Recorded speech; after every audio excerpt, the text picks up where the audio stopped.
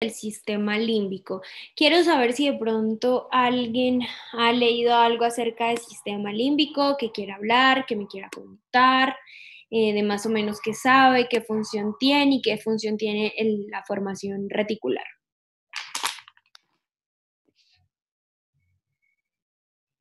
¿Alguien quiere hablar o escojo quién habla?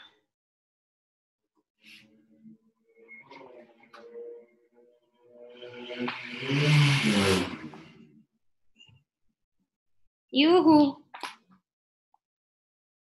¿Todos se quedaron dormidos?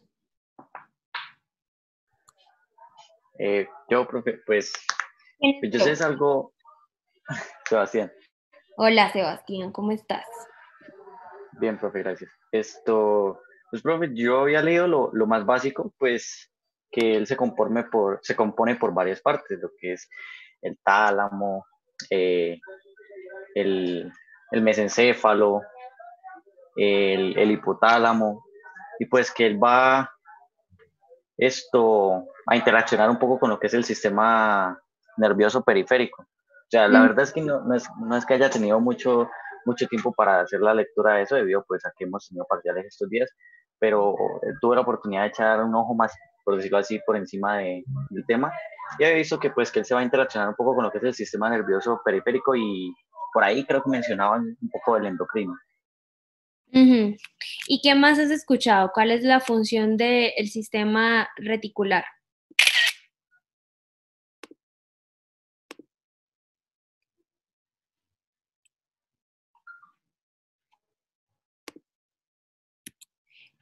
¿Estoy compartiendo pantalla o no?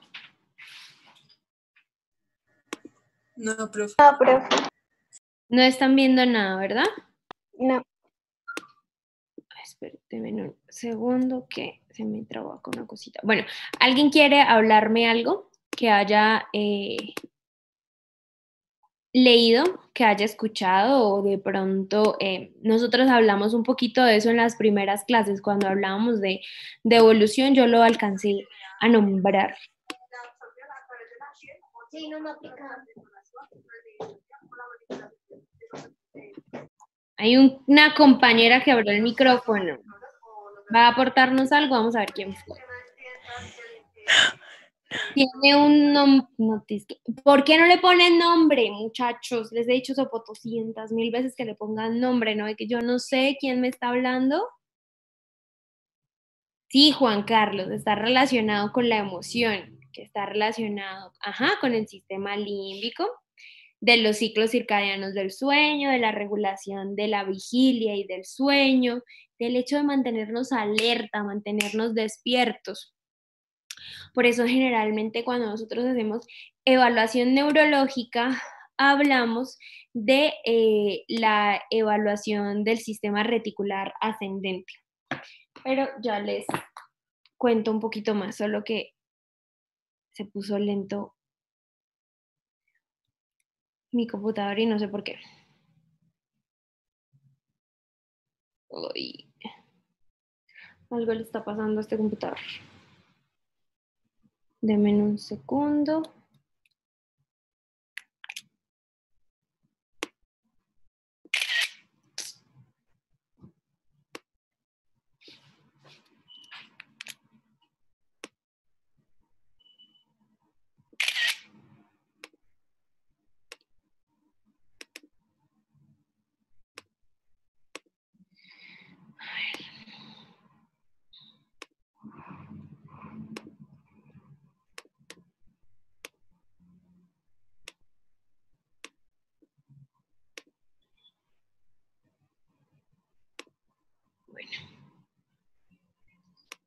Bueno, acá. A ver si ahora sí me deja. Listo. Ahora sí todos pueden ver. Sí, profe. ¿Me escuchan bien? Bueno, la formación reticular hasta hace algunos años no era un tema que pudiésemos hablar con tanta facilidad. Digamos que era un tema misterioso o no se habían tomado la tarea de empezar a investigar sobre la formación reticular. Digamos que cuando se empezó a estudiar y cuando empezamos a hablar de la neurología, de la neuronomía, de las neurociencias, siempre era como un tema oculto el hecho de por qué nos mantenemos despiertos o por qué simplemente tenemos vigilia. O sea, porque muchas veces estamos despiertos en piloto automático, pero no entendemos muchas cosas. Y los teóricos empezaron a decir que muy posiblemente había alguna estructura cerebral que no tenía relación, o que mejor dicho, no se encontraba ubicada en la corteza cerebral, que es lo que nosotros, o en lo que inicialmente se pensaba que era lo que regía todas las conductas del ser humano, sino que empezaron a decir que muy posiblemente había algo más, había alguna otra estructura que se encargaba de mantenernos despiertos. Es más, los que tienen la neuroanatomía de Snell, no sé si pudieron leer la primera parte, creo que todos la deben tener porque todos la descargaron, pero hablaba de un caso clínico de un muchacho que, es más, decían un estudiante de medicina que se encontraba, disculpen el tráfico, de un estudiante de medicina que se encontraba yendo pues andando en su moto, si no estoy mal, era que nos decían. Y a ver, y leo bien el caso clínico. Un accidente en motocicleta. Bueno, por eso no me gustan las motos. En fin, se encontraba yendo a su casa, al trabajo, a donde fuera, y tuvo un accidente horrible en su moto. Me imagino que el casco era muy barato y no le funcionó. No cubrió su cabecita, tuvo un accidente súper grave, lo llevan al hospital y se dan cuenta que el muchacho no tiene ningún tipo de respuesta motora, ningún tipo de respuesta al llamado o respuesta al dolor. Generalmente se los dejo como comentario. Cuando alguien tiene un accidente de tránsito o bueno, un accidente y que se golpea la cabeza, nosotros llamamos, o la patología a la que la asociamos se llama un trauma cráneoencefálico. Y el trauma cráneoencefálico tiene diferentes clasificaciones, leve, moderado o severo. En este caso de este paciente fue un trauma cráneoencefálico severo porque no tenía ningún tipo de respuesta a los estímulos que se le estaban generando, ya fueran auditivos o verbales o de tacto. Es más, tenía muy poca respuesta al dolor, según lo que nos dice el caso clínico, y dicen que le hicieron diferentes tipos de estímulos y no se movía. Con el pasar del tiempo, él empezó a abrir los ojos, a tener movimientos involuntarios en su cuerpo, pero jamás logró hacer algún tipo de contacto con su familia o con sus queridos, sino simplemente abría, cerraba los ojos, se mantenía despierto, había momentos en los que dormía, y es porque su corteza cerebral sufrió un daño severo, su sistema piramidal sufrió un daño severo, pero su sistema reticular y toda la formación reticular estaba íntegra, o sea, se despertaba, pero no tenía ningún tipo de respuesta a las sensaciones y al medio externo. Se los dejo como paréntesis, busquen la escala de Glasgow, o no sé si alguien ya ha podido leerla antes, pero esa es la forma en la que evaluamos los traumas cráneoencefálicos con escala de Glasgow. ¿Listo? Bueno, entonces, este caso ¿a qué nos lleva?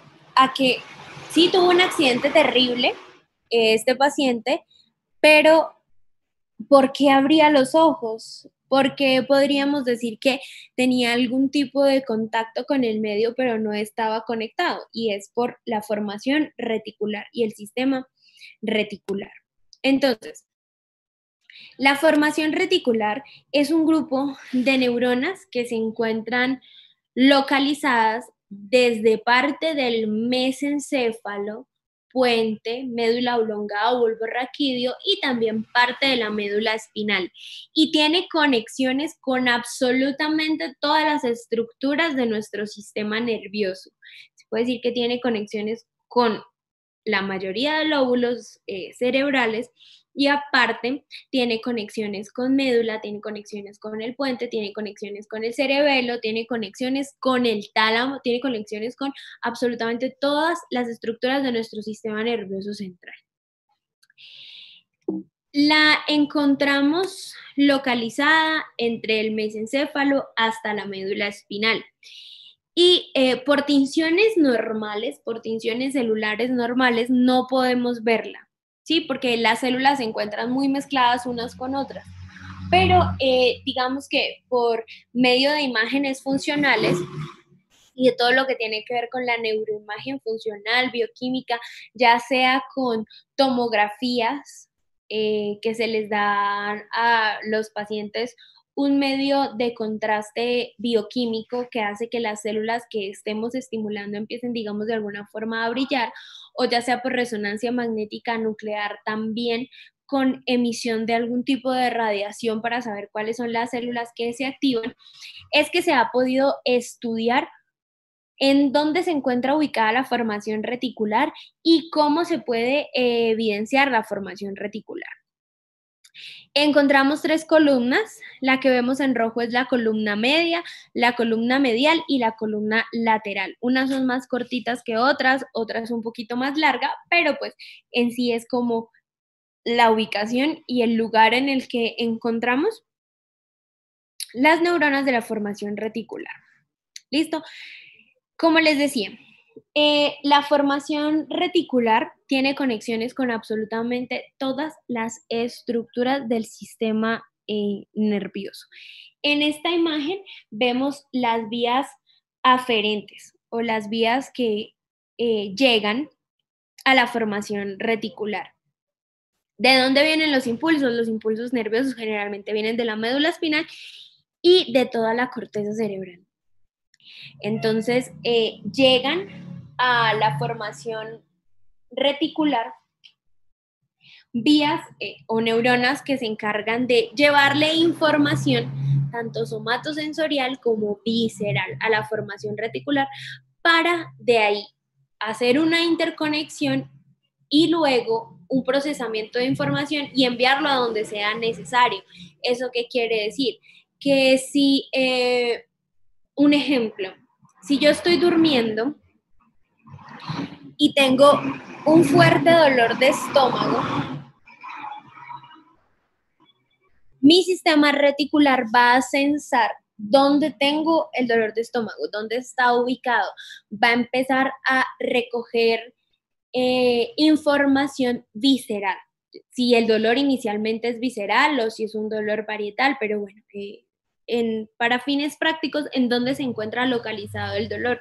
Y como la mayoría ha experimentado dolor, se han podido dar cuenta que uno con dolor no duerme, o sea, tu sistema se activa, te despiertas para poder mirar por qué te está doliendo, y el hecho de que experimentemos dolor es una forma de decirle a nuestro cuerpo que algo está pasando, que algo no está bien. Entonces la corteza somatosensorial se va a activar por medio de las vías del dolor, se va a enviar la información al sistema reticular que nos va a decir, despiértate porque estás teniendo dolor, y pues saber hacia dónde vamos y qué vamos a buscar, y el hecho de por qué estamos teniendo dolor. Sí, eso en el caso del dolor, pero son muchas más las funciones del sistema reticular y ya las vamos a ir nombrando.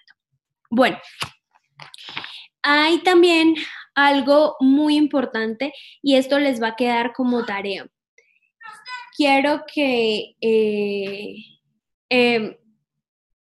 empiecen a buscar cuáles son los neurotransmisores que se encuentran asociados con el sueño y la vigilia.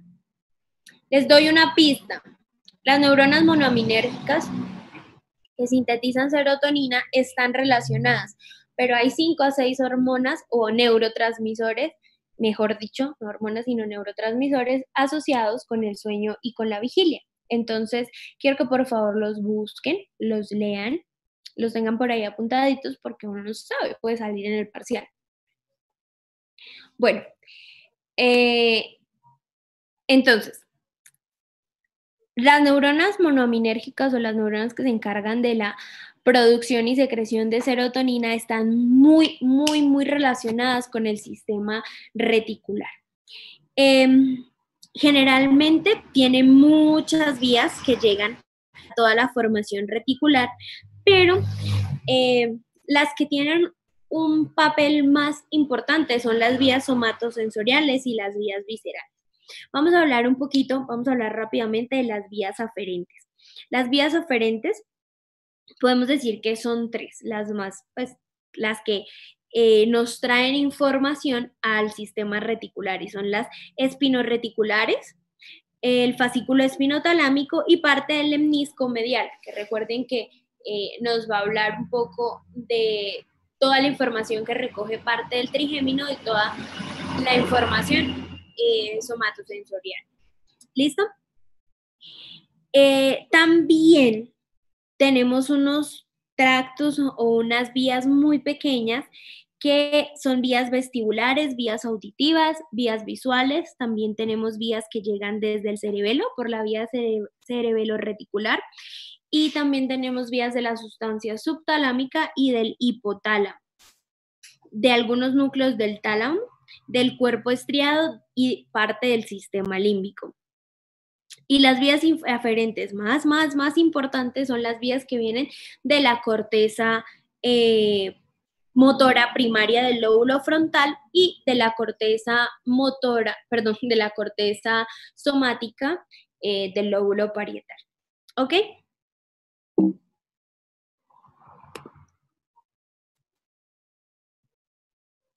Las vías eferentes o vías que salen pues de nuestra formación reticular son varias. Dentro de ellas tenemos que todo lo que sale o la información que se empieza a generar en la formación reticular va a moverse hacia todo el tronco encefálico, que va a incluir mesencéfalo, puente y bulbo raquídeo, hacia la médula espinal y va a salir por el haz reticulomedular y el haz reticuloespinal.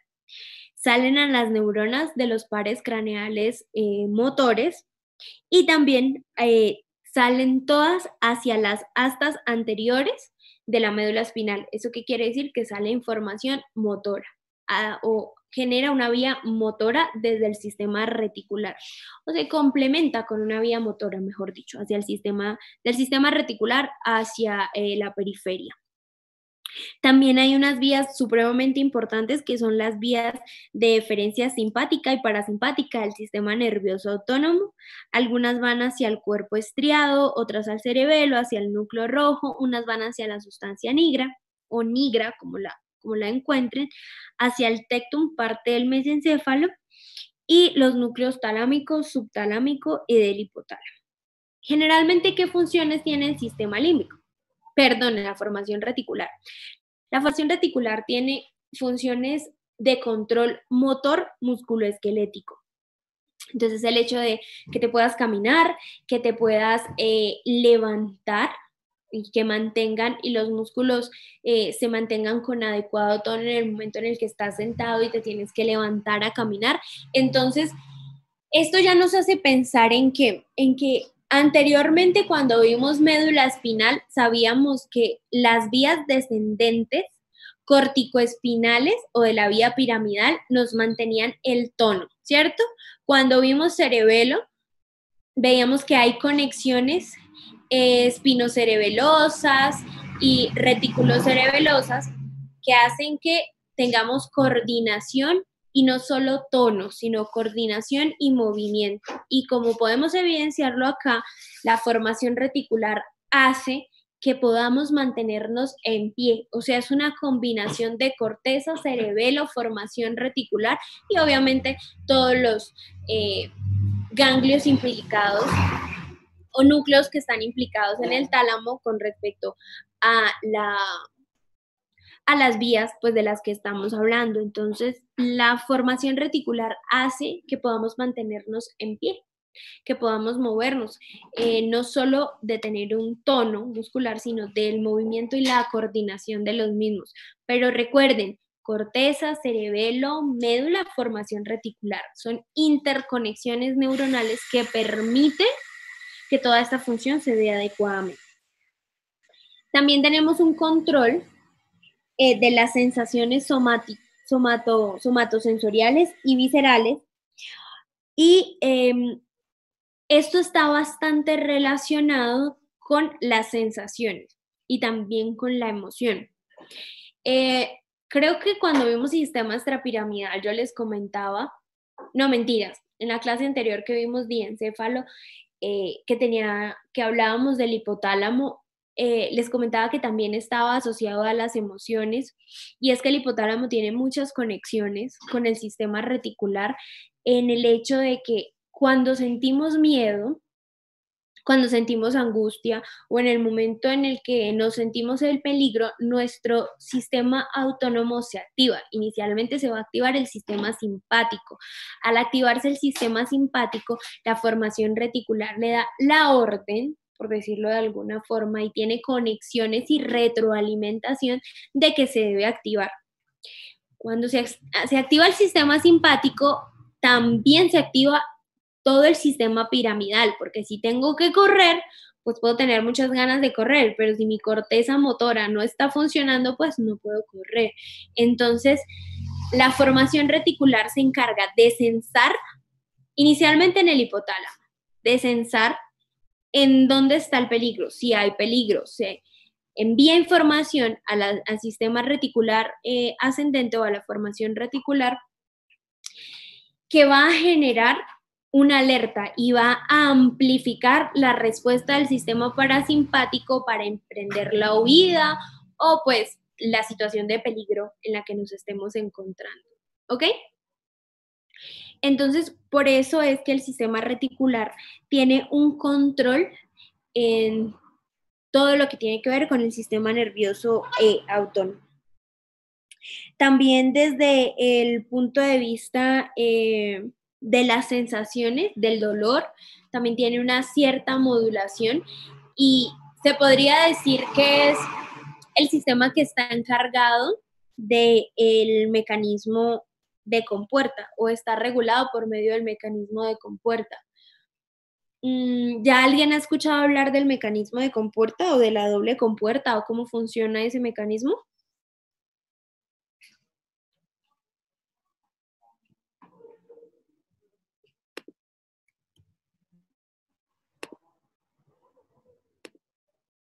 A ver qué me escribieron en el chat.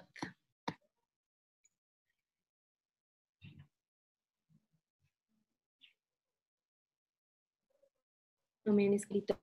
¿Saben qué es el mecanismo de compuerta? Tarea. Les adelanto, eso que tiene que ver con doble sensación, con sensación de dolor y sensación de tacto. Puede haber también algo de presión. Está muy, muy relacionado con el sistema somatosensorial. Pero ese quiero que lo averigüen. No es difícil, solo se gastan 2 minutos leyéndolo. ¿Listo? Bueno, entonces, llevamos hasta el momento función de control musculoesquelética, control somático, control visceral, control del sistema nervioso autónomo y también el control del sistema endocrino. Entonces, eso nos complementa un poquito lo que vimos la clase pasada, y es que la formación reticular y el hipotálamo están juntitos, van de la mano. Uno es el novio y el otro es la novia. Entonces, para que nunca se les olvide, alguno de los dos en algún momento se va a comportar tóxico, y es que uno debe regular al otro. La formación reticular debe regular al hipotálamo, y el hipotálamo se debe dejar regular por la formación reticular, pero a la misma vez el hipotálamo le debe enviar información al sistema reticular de cuáles son las hormonas que necesita empezar a regular. ¿Sí me hago entender? Entonces, la formación reticular controla, regula, pero se retroalimenta del hipotálamo. Adriana me escribió algo. Sí, Adriana, exactamente. Entonces, Adriana nos habla de que en cuanto al sistema de compuerta, que a veces podemos tener dos sensaciones al tiempo, tiene que ver mucho con eso, pero es un poquito más profundo, pero que a veces podemos tener dos sensaciones al tiempo, dolor y una sensación táctil no dolorosa, y una va a viajar un poquito más rápido que la otra. Bueno, es entre paréntesis, pero sigamos con lo del sistema endocrino. Entonces, ya como en la clase anterior hablamos de todo el comportamiento que tiene el hipotálamo sobre la hipófisis y la regulación hormonal a nivel del cuerpo, entonces deben saber que también va de la mano del control del sistema reticular o de la formación reticular, ¿ok? También tiene influencia sobre los relojes biológicos, o sea que influye sobre el ritmo biológico por muchísimas vías, tanto aferentes como eferentes, y también va de la mano del hipotálamo. Y hay una cosa que nosotros llamamos, porque yo se las he nombrado varias veces, y es lo que llamamos el sistema activador reticular, o el sistema reticular ascendente activador, o el sistema activador reticular, como lo encuentren, donde lo encuentren, y es simplemente el hecho de mantenernos despiertos o el hecho de acostarnos a dormir. Eso está directamente relacionado con la formación reticular. Y el principal neurotransmisor asociado a el sueño y la vigilia, ya le dije uno, que es la serotonina, ahorita les adelanto el otro, que es la acetilcolina, es por medio del cual hacen sinapsis todas estas células de la formación reticular, por medio de la acetilcolina, pero eso no quiere decir que sea la única. Hay más, entonces necesito que por favor me lo averigüen. ¿Listo? Es más, no se los voy a dejar como tarea para que lo tengan en casa. Me lo entregan escrito. ¿Cuáles son las neuronas que están asociadas? ¿Cuáles son los neurotransmisores que están asociados? Y en dónde se sintetizan. ¿Listo? Sí, señorita. Muy bien, Stephanie. La histamina también está relacionada, pero hay otras. Bueno, ¿alguna pregunta en cuanto a sistema reticular? Porque ya vamos a empezar a hablar de sistema límbico. Recuerden que la clase de hoy es súper cortica porque estos dos temas son muy pequeñitos.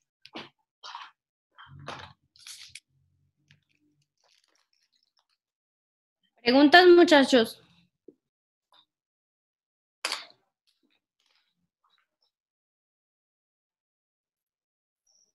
¿No hay preguntas? Bueno, sigamos.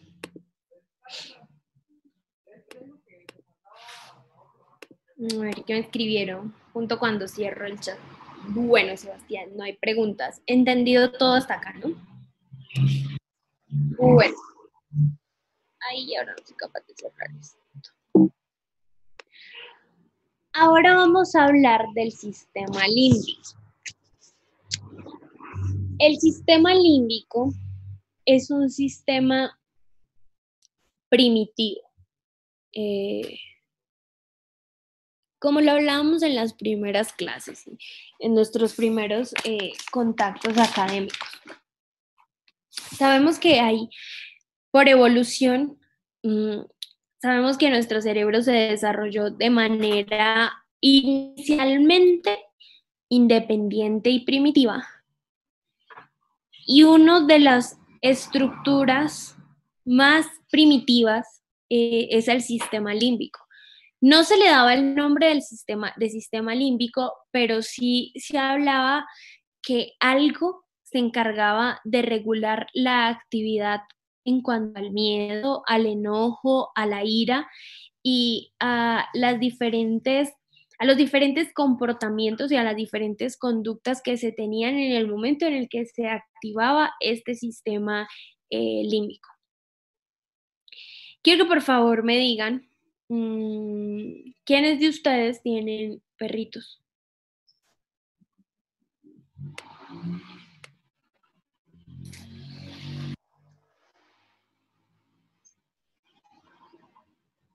Un gato. Gustavo, es que los gatos son, son una cosa completamente diferente a los perritos. Son voluntariosos. Pero bueno, vemos que la mayoría tienen mascotas. No lo dejemos en gato o perro, dejémoslo en mascotas. Ok, Santiago, interesante tu aporte. Si no lo han leído, yo lo leo. Santiago nos dice, a Gustavo solo le gustan las gatas. Ok, mucha información por el momento. Pero bueno, con respecto a qué vamos a hablar de los animales, y es que quiero colocarles un ejemplo. Sus perritos, sus gatitos o la mascota que tengan, ustedes le han diseñado una conducta y los han enseñado a una cosa que llamamos el condicionamiento clásico. No vamos a hablar de condicionamiento operante, solo el condicionamiento clásico. Y es que casi siempre a la misma hora ustedes les dan comida del mismo olor o del mismo sabor. Y eso va a hacer que primero, se va a activar toda la parte olfativa de nuestra mascota. Y es el hecho que siempre su comida huele igual o ellos ya saben asimilar el olor a la comida. Segundo, si les dan purina o paquetes o enlatados o lo que sea, ellos escuchan el sonido y estoy seguro que les ha pasado que ustedes están en su habitación y si ellos ya están acostumbrados al sonido de los paquetes, pueden estar durmiendo en el patio, pero escuchan que ustedes abren un paquete de galletas, voltean a mirar y el perrito está al lado de ustedes. ¿Por qué? Porque él ya sabe que ese sonido lo va a llevar a la comida y lo va a adaptar o lo han ido ustedes adaptando a que ese tipo de sensaciones, ya sean olfativas o auditivas, le van a generar un placer. ¿Sí? Uno está el hecho de la comida y otro también el hecho de que las caricias, el hecho del tacto, de tocarlos, ellos tienen una corteza somatosensorial. Exactamente, condicionamiento clásico es de Pavlov. Entonces, eso va a generar que ellos tengan una sensación buena, una sensación de placer, en el sentido de que si le hablas bonito, porque ha pasado de que ellos saben y de alguna forma asocian el grito o regaño a algo malo y que asocian el hecho de tener algún tipo de cariño o aprecio o afecto con, con el tacto, con una respuesta o con un reforzamiento de una conducta buena. Entonces, por eso es que ellos saben más o menos a qué horas es que comen, en qué momento ustedes se acercan a la mesa y si ustedes le reforzaron la conducta de que él se acerca a la mesa y usted les da comida, bueno, pues no va a haber poder humano que los quite de ahí, porque ya saben que cuando ustedes se sientan a comer les dan comida y eso va a reforzar su conducta. Pero también se pueden tener, eso ya no sería condicionamiento clásico, sino operante, que tiene que ver con el castigo eh, para conductas negativas y el hecho de tener algún tipo de premio con conductas positivas. Entonces, ¿a qué va toda esta cháchara? Y es a lo siguiente. Si ustedes ven perritos de la calle que han sido maltratados, en el momento en el que ustedes se acercan a ellos, esconden la cola, intentan como protegerse, no acercarse y muchas veces pueden tener conductas agresivas solo por el hecho de que ustedes se les vayan a acercar. ¿Por qué? Porque muy posiblemente durante su vida han tenido rechazo, golpes y maltratos. Primero, ya crearon una memoria de que el contacto con algún tipo de humano les va a generar dolor. O sea, se activa todo su sistema simpático porque sienten miedo y quieren emprender huida. Y segundo, ya empiezan a tener una memoria asociada a esa conducta y es el hecho de que deben de huir porque les van a golpear, van a sentir dolor y no hay nada más aberrante, se podría decir, o bueno, esa palabra no, sino de que refuerce una conducta que el dolor. El dolor hace que algo que te gustaba mucho, puedas llegar simplemente a odiarlo porque te produce dolor. Y estamos hablando de cualquier tipo de sensación, ¿sí? Entonces, la corteza somatosensorial está completamente activa en en todas nuestras actividades diarias.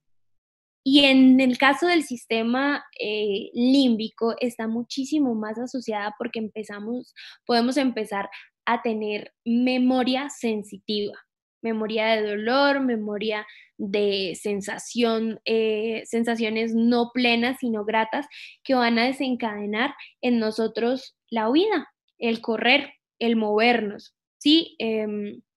Algunas no van directamente a la corteza, sino simplemente pues es todo lo que tiene que ver con el arco reflejo, que va directamente a la médula, y es el hecho de que si hay una vela y tú le metes el dedo y te quemas, pues eso no va directamente a la corteza para generar la reacción, sino simplemente retiras el dedo porque te está generando algún tipo de dolor, pero luego se va a ir directamente a la corteza y va a decirte, te generó dolor el tocar algo caliente, y ya se va a generar en ti memoria por dolor.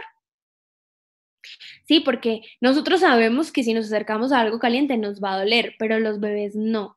A pesar de que tú se los digas, en el momento en el que lo experimentan es que se genera la memoria de que eso puede causarle daño, puede causarle algún tipo de lesión.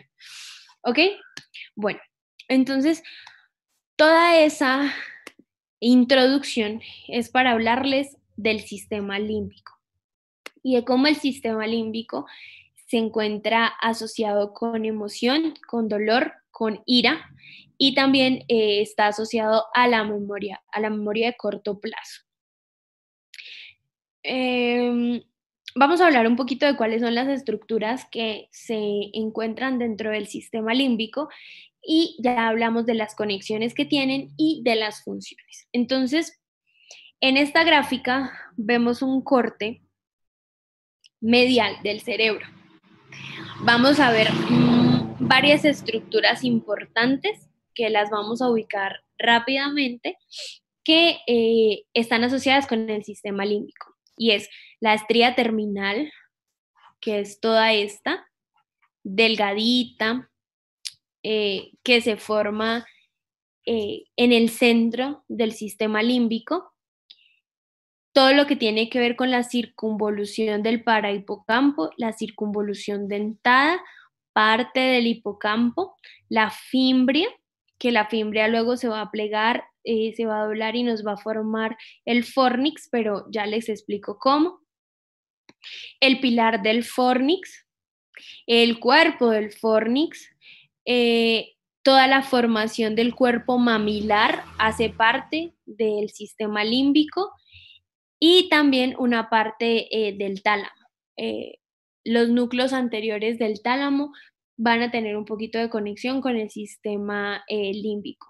Y si ponemos un poquito de imaginación, vemos que el núcleo anterior del tálamo se conecta directamente con el cuerpo mamilar y tienen una conexión por el fascículo mamilotalámico.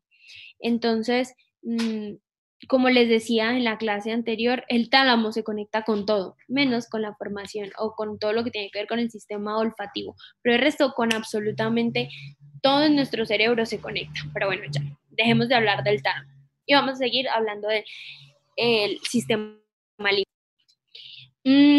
Estas estructuras es una combinación y muchas de ellas son sustancia gris, pero tienen fascículos o fibras o axones, pues que van a formar obviamente la sustancia blanca. El sistema límbico se encuentra ubicado en parte o en medio de los hemisferios cerebrales, en medio del mesencéfalo, en su cara inferior. Se podría decir que su parte posterior está delimitada por parte del lóbulo occipital. En su techo y hacia sus lados laterales vamos a tener también a los ventrículos laterales. En la parte inferior, aparte del mesencéfalo, vamos a tener el tercer ventrículo, y en la parte lateral va a tener como los brazos o de alguna forma parte de los lóbulos temporales y pues en la parte anterior el lóbulo frontal.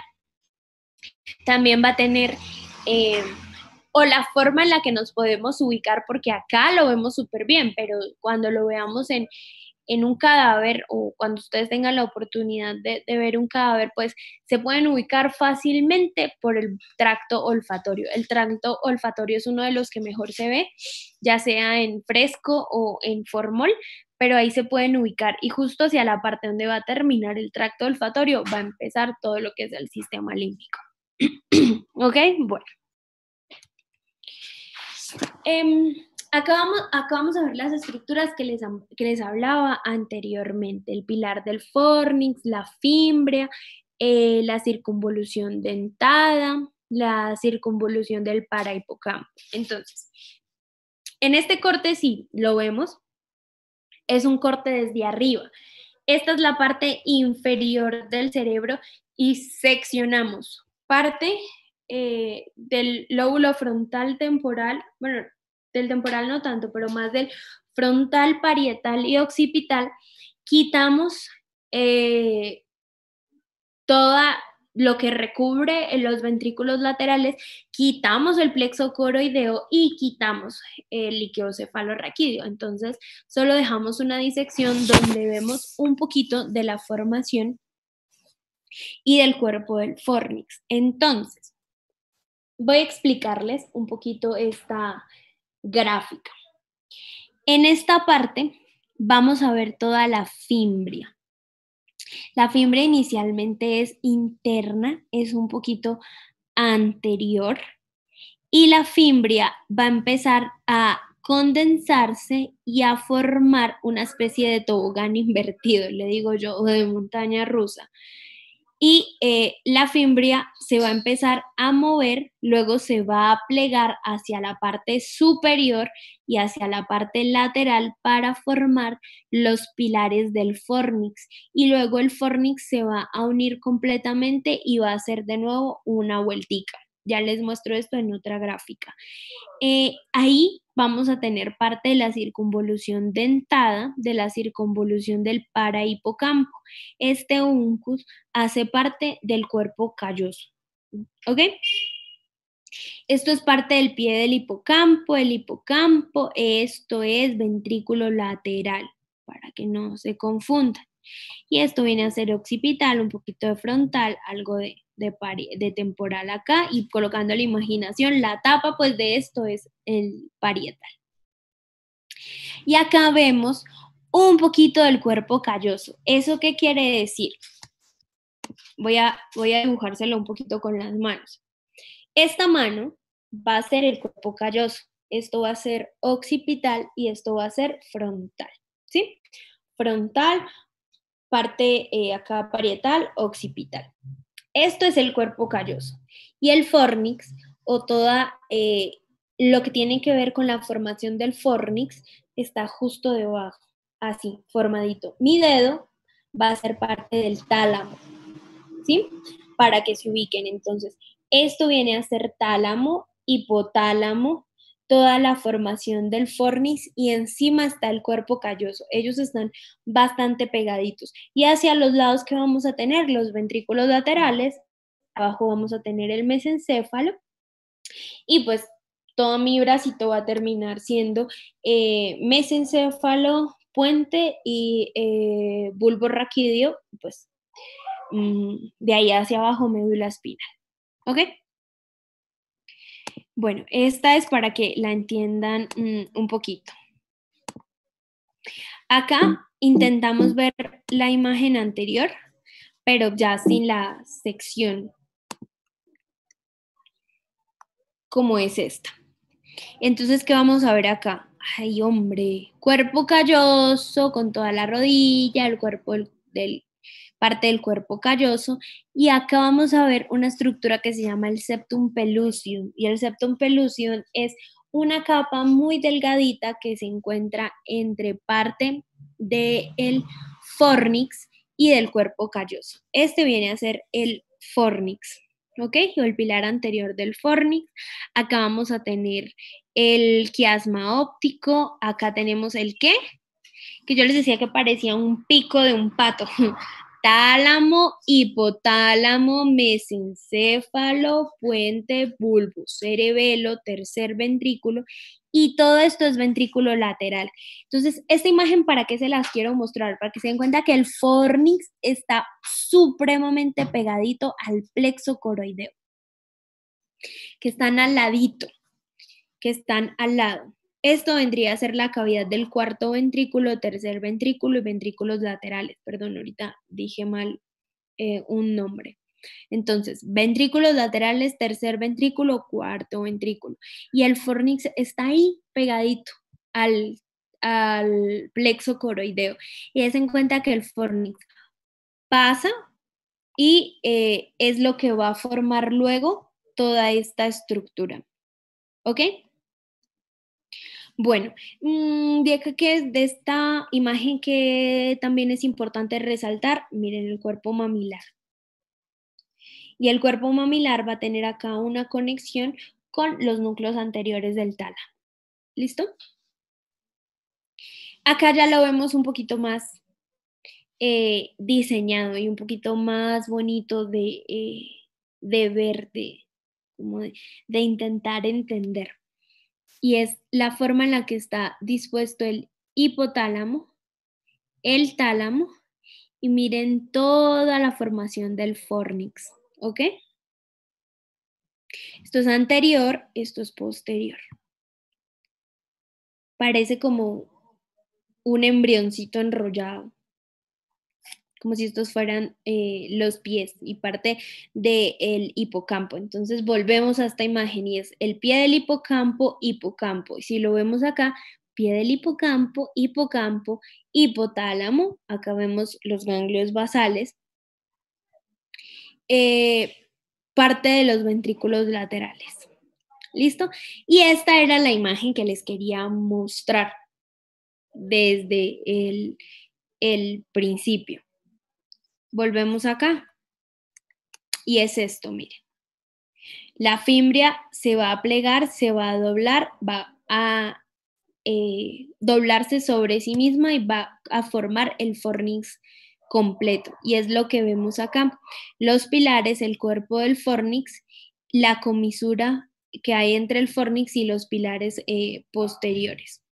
¿Ok? ¿Esto qué viene a ser? Ventrículos laterales, miren, que él está como metido entre los ventrículos laterales, por decirlo de alguna forma. Bueno, ¿preguntas hasta acá?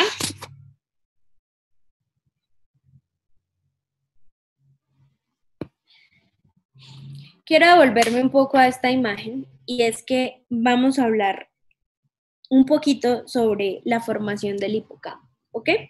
Entonces, el hipocampo, que va a ser toda esta parte, el hipocampo, la circunvolución parahipocampal, todo esto que vemos acá, donde vemos también acá el pie del hipocampo. Me salte, ahí. La formación del hipocampo es una curva de sustancia gris que se extiende a través de toda, ¿cómo hago para explicárselo? Se parte y se mete dentro de el piso de los ventrículos laterales, ¿sí? Entonces, se va a incluir o lo vamos a ver generalmente dentro de los ventrículos laterales y va a formar parte del ventrículo sin tener las mismas funciones del sistema ventricular, solo que va a estar dentro de los ventrículos laterales. Generalmente vemos un pie del hipocampo hacia la parte anterior que se va a llamar o se va a denominar así, pie del hipocampo. La superficie que vamos a ver dentro de los ventrículos es plana, lisa, cóncava generalmente, pero recuerden que a pesar de que está dentro de los ventrículos, no forma parte del sistema ventricular, solo está ahí metidito. ¿Ok? Y vamos a tener algo muy, muy importante, que es el giro dentado, la circunvolución dentada. También está conformada por sustancia gris y tiene una estrecha relación o tiene una estrecha conexión con parte del giro del parahipocampo. El giro del parahipocampo, que no lo vemos acá, sino lo vemos en esta figura, acá, se encuentra también entre la fisura del hipocampo y parte del surco lateral, ¿ok? Ahora vamos a hablar un poquito del cuerpo amigdalino, aunque ya se los había nombrado inicialmente. El cuerpo amigdalino es un complejo nuclear que se parece a una almendra.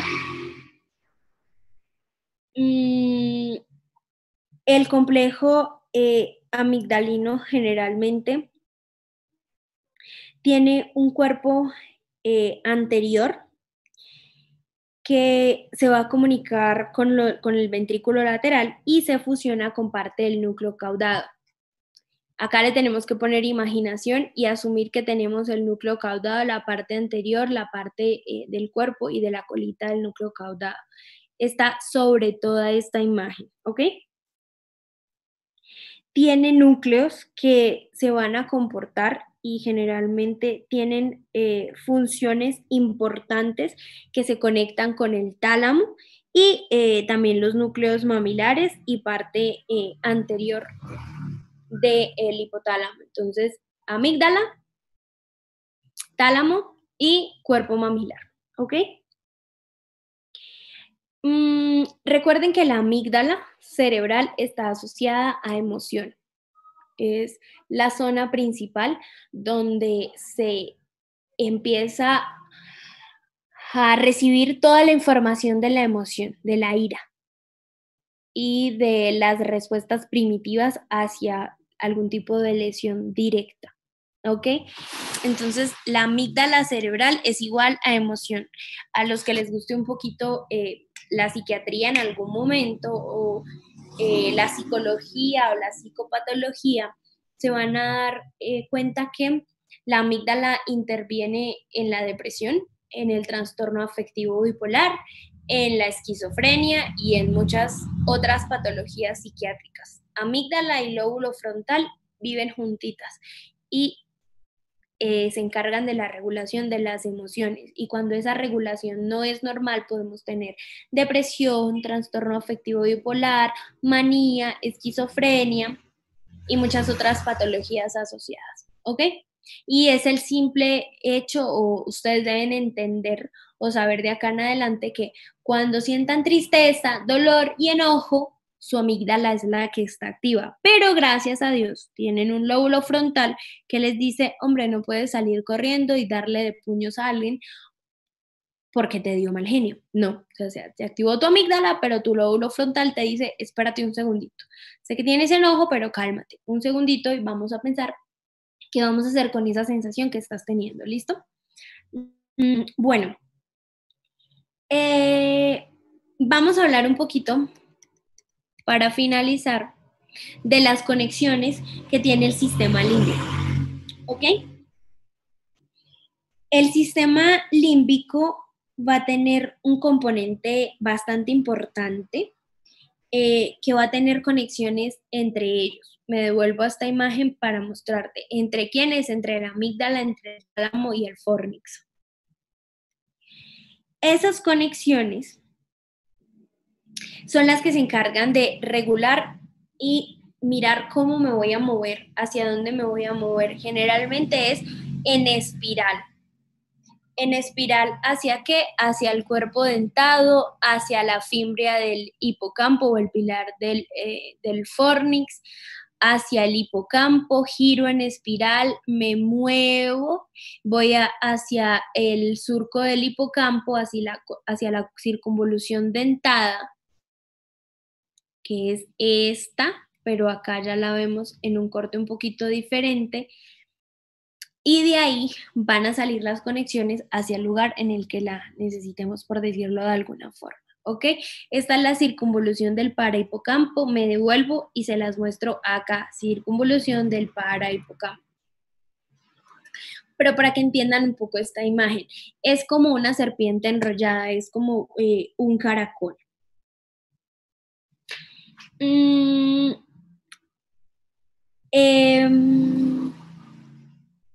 hay algo importante que se me escapaba decirles y es que todas estas conexiones van a tener un papel importante dentro de la memoria también.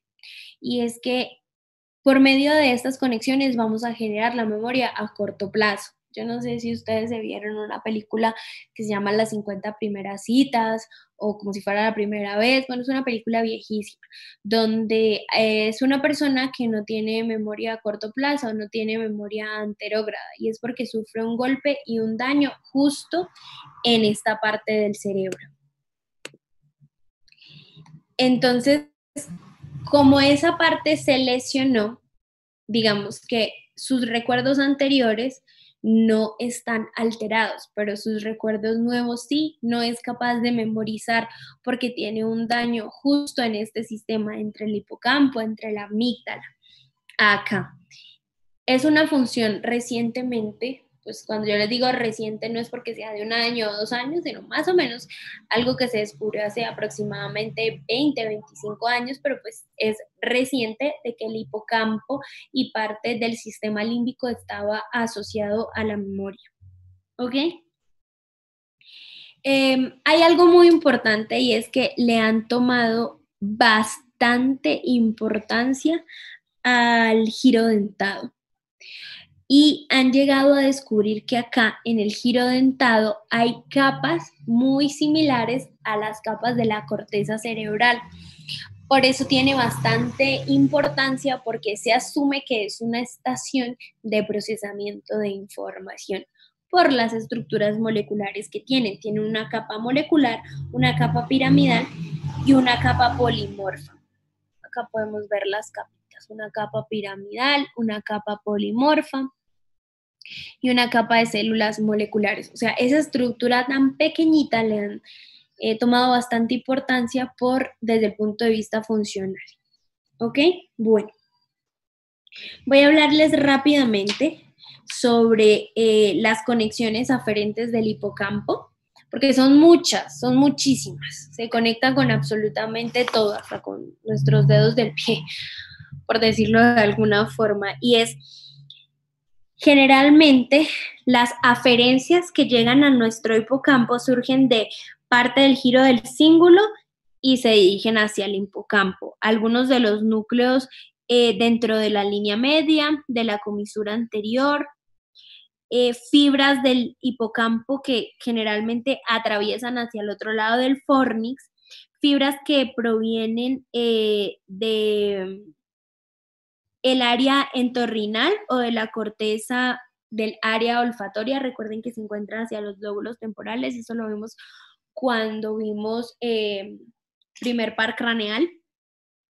Y fibras que surgen del giro dentado y del parahipocampo. Entonces, realmente tenemos fibras que llegan a la formación del hipocampo. Ay, esta imagen era la que les quería mostrar. Entonces hay fibras que salen y se mueven dentro del mismo hipocampo, pero que llegan a él. Entonces son las fibras que generalmente podemos obtener de todas estas estructuras, como lo son los núcleos septales, parte del hipocampo y del área entorrinal y del área asociada al olfato, pues. Si lo ven acá, le ponen un poquito de imaginación. Recuerden que esto es el bulbo olfatorio, se va a dividir y van a llegar a toda la parte del sistema límbico. ¿Ok? Miren, tanto aparte del hipocampo, como van a tener conexiones importantes con el hipocampo, con el pie del hipocampo y pues se va a generar en parte estimulación olfatoria, no porque en este lugar se vaya a decir lo que olemos, sino porque se genera una memoria olfativa. Recuerdan que yo les hablaba hace unos días que la memoria olfativa es bastante importante porque te genera recuerdos y sensaciones agradables o desagradables dependiendo pues de el estímulo asociado a ese olor, ¿ok?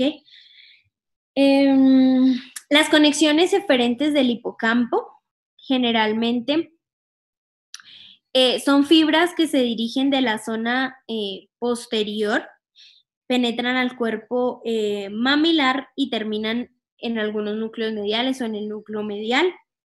También de la comisura anterior en los núcleos anteriores del tálamo, o sea, ¿eso qué quiere decir? Que de acá van a generar eferencias hacia el tálamo, hacia el núcleo anterior del tálamo, que tiene conexiones con el cuerpo mamilar. Entonces, de la comisura anterior llegan al cuerpo mamilar y pasan al tálamo. También tenemos fibras que se dirigen a la zona posterior y van a llegar directamente al tegmento del mesencéfalo. También vamos a tener fibras que se van a unir al área preóptica lateral. ¿Recuerdan el área preóptica? Eso es hipotálamo. Entonces van a ir al área preóptica, van a ir al área y a la parte, toda la parte preóptica, a la parte anterior del tálamo. Y fibras que también se van a unir a la estría medular del tálamo. ¿Listo? Se sabe que todas estas vías anatómicas tan complejas, tan estructuradas y tan interconectadas están relacionadas con muchísimos procesos fisiológicos que se van a retroalimentar entre el hipotálamo, entre el tálamo y entre el sistema límbico. Generalmente, ya para finalizar, vamos a tener unas funciones que nuevamente las vamos a nombrar, ¿sí? Que van a tener funciones sobre la regulación del sistema endocrino, igual que en la formación reticular, o sea, todas están conectadas. Es como los cables de la luz en la casa, o sea, vienen de una fuente igual, pero hay tantas interconexiones en la casa que en algún punto tú no sabes dónde inician y dónde terminan. Entonces, el sistema límbico también está relacionado con el control endocrino, con el control emocional por parte de toda la formación del hipocampo y de la amígdala. En las emociones asociadas también al comportamiento sexual y en la regulación de la memoria olfativa. Entonces, acá quiero dejarles un mensaje y es que todo lo que generalmente se asocia al olfato puede generar en los animales una respuesta sexual. En los humanos no, porque esa función, digamos, de alguna forma se atrofió o no es tan evidente, por decirlo de alguna forma. Es más bien algo que no es tan evidente, pero sí, de alguna forma nos enamoramos del olor de nuestras parejas y eso va a desencadenar toda la conducta sexual, ¿ok? Recuerden que desde el punto de vista primitivo, la amígdala simplemente no era para huir del miedo, sino para generar supervivencia y para generar el hecho de que si soy un animal pequeño y mi depredador es un cocodrilo, pues en el momento en el que lo escucho y lo vea, pues tengo que huir, correr, moverme, camuflarme. Entonces, todo esto le sirvió de alguna forma a los primeros animalitos a sobrevivir en un medio que no era tan bueno desde el punto de vista de que pues, estaban siendo depredados, por decirlo así. ¿Listo? Bueno, para finalizar, estamos viendo esta imagen donde vemos toda la parte superior del cuerpo calloso. Y esta imagen, ¿para qué se las quería mostrar? Para decirles que si hacemos una sección o quitamos el cuerpo calloso, acá debajito vamos a tener el fornix. ¿Listo? Bueno, muchachos, espero que haya sido bastante o que hayamos podido aprovechar esta clase. Ya contesto la pregunta que me escribieron ahí. Espero que, pues, ahora no soy capaz de hablar, que Hoy hubiésemos aprendido cosas importantes sobre el sistema límbico y sobre la formación reticular. Yo sé que las conexiones son un poquito complejas, pero lo que debemos saber en este punto es en dónde está ubicado, qué función tiene, qué conexiones tienen y hacia dónde se mueven. Ya lo más detallado y lo más minucioso se lo dejamos a los neurofisiólogos porque ni siquiera un neurólogo o un neurocirujano van a recordar muy bien todas estas conexiones. Ya lo vamos a dejar un poquito hacia la neurofisiología y hacia las neurociencias que nos hablan bastante de la emoción y de las regulaciones de las emociones. Nos vamos a ver dentro de 8 días, el parcial va a estar muy fácil, no se compliquen, estudien, si tienen preguntas de algo me escriben, que en la medida de lo posible yo voy a poderlas contestar y nos vemos en el parcial. Bueno, acá alguien me escribe, ¿quién es Huawei Y9 Prime 19? Vea, si mis papás me hubiesen puesto ese nombre, yo los demando. Escriban el nombre completo en el Zoom, por favor. Dice acá, profe, solo por curiosidad, ¿es cierto entonces que algunos trastornos como la depresión se pueden asociar con problemas para memorizar? Sí, muy cierto. Primero, porque la depresión en estados avanzados de depresión, porque es normal sentirnos tristes en algún momento si estamos pasando por un duelo, pero si ese tiempo se prolonga y se genera depresión, primero, la memoria no va a ser tan buena, porque las conexiones entre la amígdala, entre el hipocampo, entre el tálamo, entre los cuerpos mamilares no va a ser la más efectiva. Segundo, porque la regulación entre serotonina no va a ser la más adecuada, vamos a tener niveles muy bajos de serotonina, por eso es que se causa la depresión. Y tercero, porque hay unas conexiones entre amígdala y lóbulo frontal.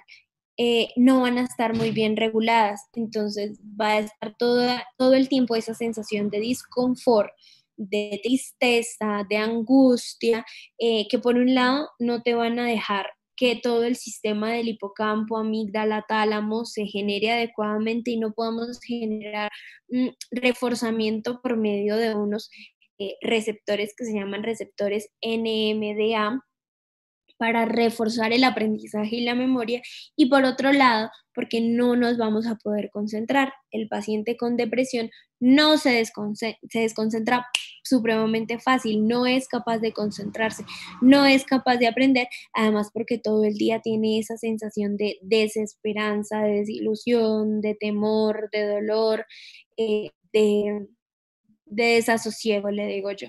Entonces, cuando ya se genera la depresión, es una enfermedad que tiene cura, es una enfermedad que se puede controlar. Bueno, cura no, control. Pero es una enfermedad que podemos controlar, entonces tenemos que prestarle atención a los síntomas y a simplemente tratarlos. Y algo muy importante, no es para que se asusten, pero los médicos tenemos un porcentaje altísimo de trastornos de ansiedad y de trastornos como la depresión y la depresión mayor, porque estamos sometidos a bastante estrés, pero digamos que la mayoría funcionamos muy bien y podemos superarlos y algunos buscan ayuda y lo superan y mejoran, y otros no. Entonces yo sé que de pronto ustedes han escuchado muchas noticias que hay médicos que sufren de depresión, de ansiedad y de varias patologías. Entonces, muchachos, desde este momento sé que ya están sintiendo la presión de lo que es ser médicos, pero si sienten que no se pueden adaptar a ella porque el cerebro se adapta fácilmente a cualquier cambio, que ustedes lo sometan. Entonces, si ven que no se pueden adaptar fácilmente, busquen ayuda, que van a obtener ayuda y su vida va a ser completamente normal. Bueno, Huawei Y9 Prime 2019, espero que haya quedado clara tu pregunta. ¿Hay alguna otra pregunta, muchachos? Es un Transformers. Gustavo, me gustan tus aportes, aunque te hacen mucho bullying.